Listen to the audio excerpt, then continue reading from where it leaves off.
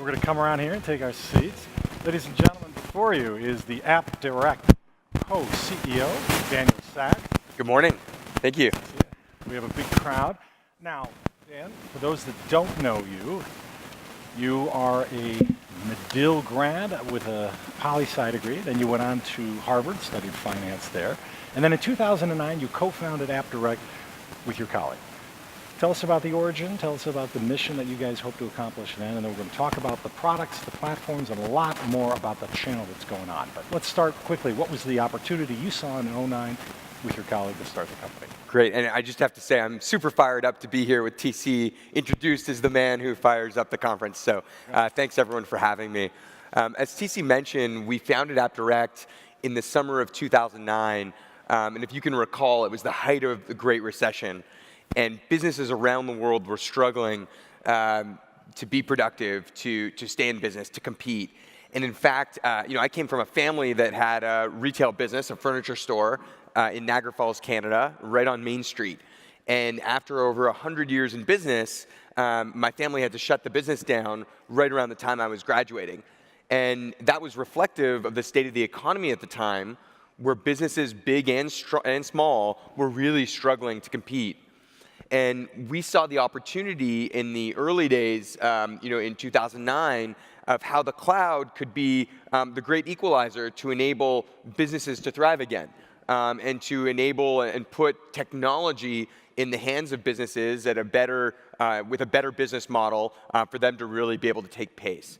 And I think what we've seen over the last almost decade now is really a shift in the way the economy works, which we really call the evolution of the digital economy, but particularly benefiting businesses big and small.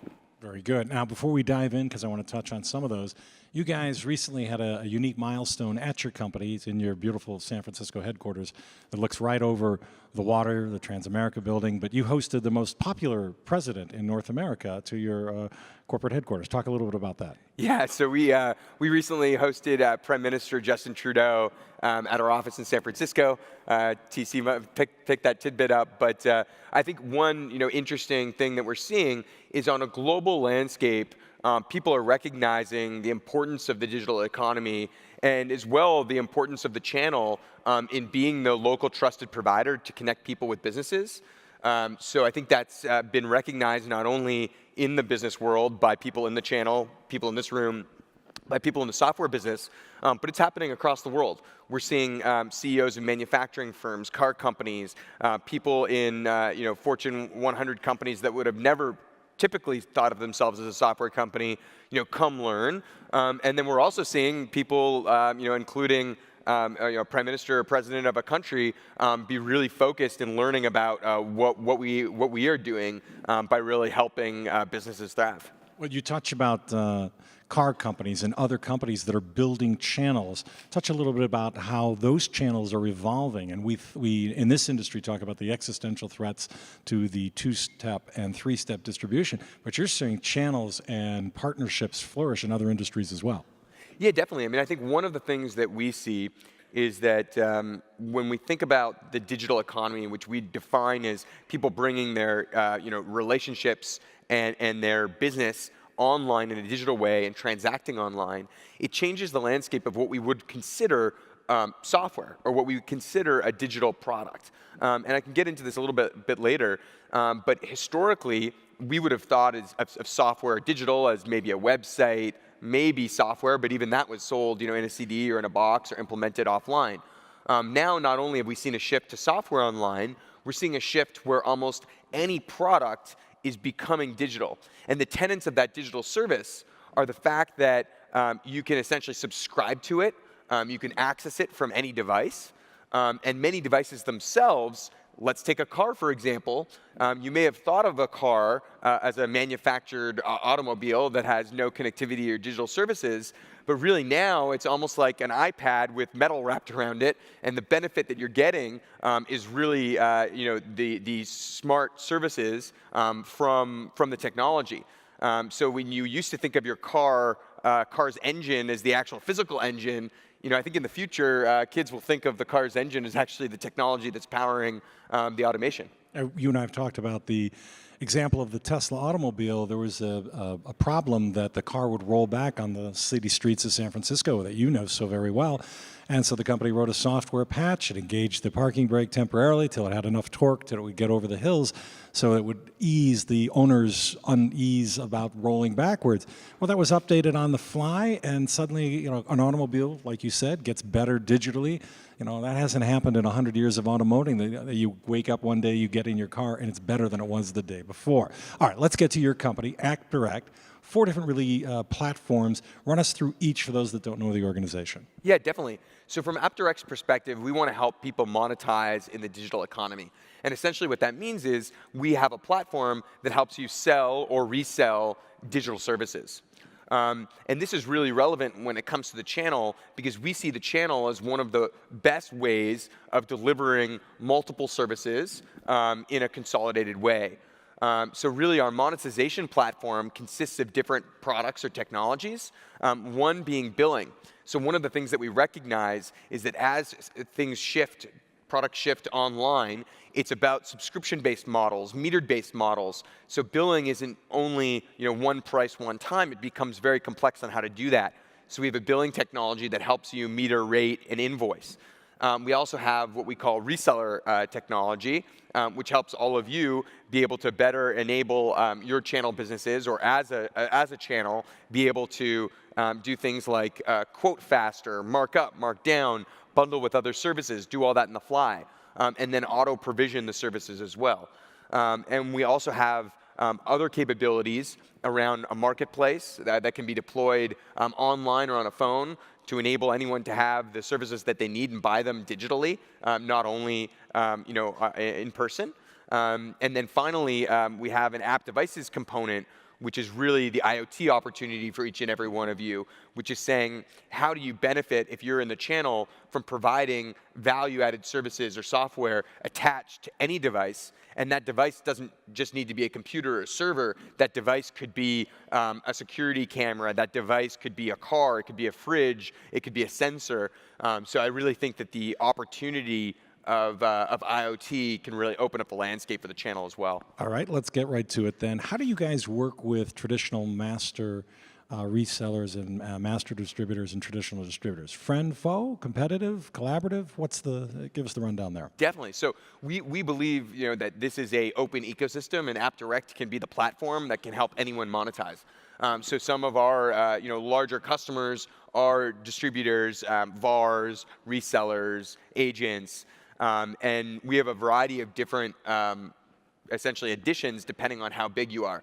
So if you're a larger enterprise that operates in multiple markets with multiple business units, and then different resellers from there, we can give you the technology to run your own stack, attract your own thousands of resellers. But if you're a smaller VAR MSP and you want the ability to bill or offer services online, or really automate the back office, we have entry-level services that can help you as well. Let's shift to the SaaS marketplace. Excuse me.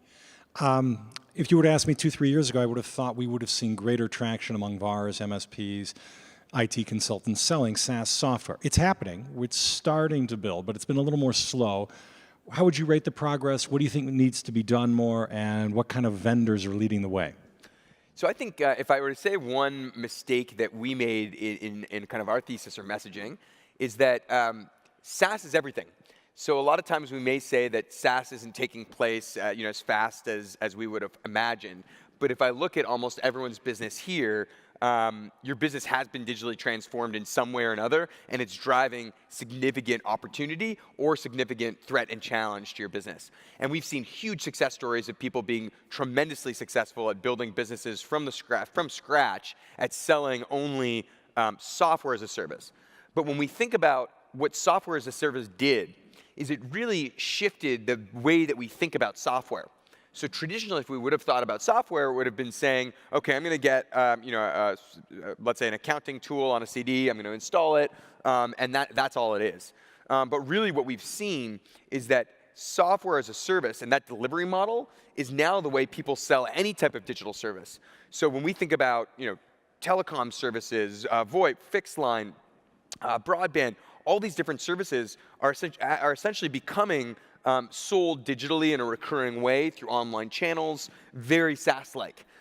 So really going back to where I think things are at is that SaaS was actually a new business model, and many players today are predominantly using that business model. And whether you're selling productivity apps, communication apps, accounting apps, or whether you're selling other types of digital services, really that business model has transformed the way that all of us operate. Okay. You were recently quoted as saying that channel firms are falling short of their goals due to a disconnected approach to sales. One reason, service providers are giving customers mixed messages. What did you mean by that? Sure. So I definitely think that there's opportunity for everyone to win in the digital economy, but I think that we need to take a unified front on the value that we're providing to the customer. So in the past, what I had seen is that the primary way people sold things was saying, I have this product, buy it. And it was very specific. It may have been very product driven. Whereas what I'm seeing in the future, the people who are most successful are selling solutions based on their knowledge of a specific vertical or industry. So really solution-led versus product-led. And I think these mixed messages come when people are leading with products without talking about the value and that solution brings. So one thing that I see often is that a way to really think about taking advantage of the digital economy and these SaaS-based or software-based business models is to really shift the way you think about selling to being really, really solution first. You're right in the heart of Silicon Valley. You're sitting atop a very beautiful office tower right there on California Street, right? That's right. All right. So you see it all. You see it coming and going, and you hear the words digital transformation bandied about. You mentioned it earlier. What the hell is digital transformation in your esteem, and how can this channel take the best advantage of it? Definitely. So what we've seen is a long evolution in the history of computing cycles. And if you go back, as early as the mainframe, people thought that what a computer was is, heavy computing power of services or data that sits in one place. And what we've seen, and it took many, many years, right? We've seen now data is everywhere. And because data is everywhere, no longer do you have to put information into something to get value out of that tool. Now that tool can be proactive in telling you what you need to do. And what we really think of as digital transformation is the way of rethinking the way your business now operates, because technology is no longer something that you need to put something into. It's something that actually feeds information back to you. And a good example of that is that, the history of music, we used to always say, okay, I need to go and buy or choose that I want to listen to rock or to this artist or to the Beatles, and there needed to be shelf space for those different artists. But then all of a sudden when Spotify came along, it was no longer about just being a place to choose your music. It became all about discovery. And now people are used to just listening to and finding new music all the time. So I went from someone who used to say I was a big U2 fan and only buy the new U2 albums, and now I listen to all sorts of genres, all sorts of music, and that music shuffles all the time. And that wouldn't have happened if it weren't for really the idea of the digital economy or digital telling me what I need, not just me saying, oh, I think I like this because it's something that other people like. All right, you talk about the digital economy, but there's still a lot of friction in it. Talk about the places where you think innovation and technology can remove some of that friction to really accelerate the growth that's already growing pretty quickly. Yeah, definitely. So I think one way, from an academic perspective of looking at our market, is that we all live in this world of multi-sided platforms. So the idea is that we're sitting as the channel in between buyers and sellers and producers. And how do you make that economy the most efficient as possible, right? And I think that each and every one of you in the channel opportunity has the opportunity to remove a lot of the unwanted friction from the customer experience and add a lot of value in doing so. So what we've seen when we time and time again go into businesses is that they say, we want to know what we need, we want someone to tell us what that is, and we want someone to make it easy for us. Because if I'm in the furniture store industry, I want to sell furniture. That's what I want to be good at. If I'm manufacturing, the coffee pot back there, I want to be super good at making it the best damn coffee pot I can. But I want someone to be a solution provider to tell me, okay, here's what you need to do, full stop, in order to get most value. And that's really, I think, where the friction can be removed, where right now, many of us in the channel are spending a lot of our time thinking about, okay, how do we figure out the invoicing and the transaction costs? And for each of you to do quoting, it's really tough, and you have to use different tools. And then for each of you to bring new products to market, there's ramp up that you need to do, and then they don't work together. So it's really difficult, not only for the end user to get seamless value, but it's also difficult for you. And we think in the digital economy, a lot of that friction can be removed in the same way as we think about that music example, where you used to have to drive to the CD store, the record store, pick what you wanted, check out. It took a long time to get it. Now it just comes to you within seconds. That can similarly happen to software. And when it does happen, and maybe I'll take TC's question from you. You could say, is the channel relevant? And I would say it's more relevant than ever, because businesses still need someone to tell them not only what they need to do, but how they do it, how to implement it. And technology can actually help you be better at offering that end-to-end value without the friction. We've only got a few minutes left. I know that because I have to sit up. We're not the tallest guys up here, and they've put the time monitor just around the horizon. So we've got about 3 minutes left. You've got a lot of men and women in front of you that are entrepreneurs themselves. They have their own businesses. Some are family businesses, which you're very familiar with. Talk about the culture that you guys developed to make the most of the opportunity. Maybe share some personal stuff about maybe some mistakes you made in course correction, but talk about the deep importance that culture is to AppDirect. Yeah, definitely. So when we founded the company, we were 2 people in an apartment just about 10 years ago, and we looked at some of the companies that we admired the best, over time. And what we kind of saw were a similar trend in their culture. And essentially, it was that from the early days, there was defined values, vision, and some form of innovation framework, and that really led the culture forward. So you look at a company like the Four Seasons, which I always admired from a hotel brand perspective, thinking that pioneered luxury.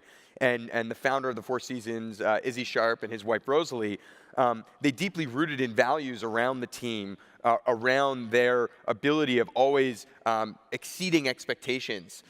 So you would have thought that the Four Seasons started with the vision of saying, and we want to be the biggest luxury brand in the travel industry, but it couldn't be farther from the truth. They just started by a footprint of saying, we have a vision for creating a great experience and exceeding the customer expectations. We're going to do that by creating a really strong values-based culture. So we're going to define those values.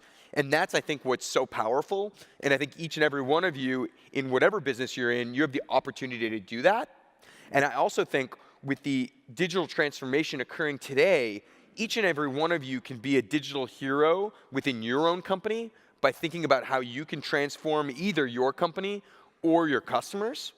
And being a digital hero doesn't just start by understanding the products and technologies you can bring to market. It also starts with thinking differently about the way business operates. So you defining values for the way you're going to operate in the digital economy, or your team members or your stakeholders, or you helping your customers through that footprint, is a huge opportunity for each and every one of you. All right, we've got 1 minute left, and personal, reliable, rational, you come across very credible, but you guys have made some mistakes. So tell us about a mistake that you've made and a lesson maybe you learned from that mistake. Yeah, definitely. I think along this path of figuring out how we can help businesses around the world find software from the people they need, it was a tough go. So people in the early days didn't think that cloud or SaaS would ever be a thing. And in fact, for one of our first customer launches, we spent about a year delivering for that big launch. And they were going to be selling a suite of software. And 72 hours before the launch, we didn't have any of the apps that we had thought we'd have in the inventory. We just stay up 72 hours. We got the apps in, and we were so excited that we'd have this launch, and all of a sudden, everyone would come. And in fact, it was like crickets. We pressed the launch button, no one showed up.